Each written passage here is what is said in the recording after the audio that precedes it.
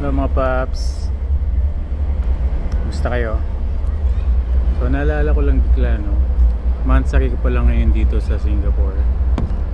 I mean sa work ko dito sa Singapore. So exactly 1 month na tayo dun sa unang trabaho natin as OFW dito sa Singapore. And celebrate lang natin ng konti. Bumili ako ng favorite ko dito, itong Mr. Coconut. And umorder ako ng wok hay. Siya, para siyang sinangag sa Pilipinas, ganun.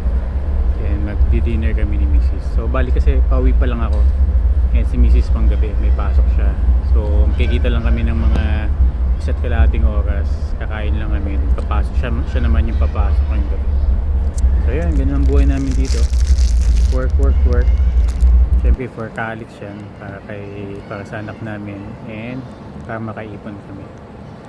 So yan, habang hinihintay ko yung in-order ko na pagkain, tambay muna ako dito sa park, sa ilalim na LRT station. Ayan, LRT yan.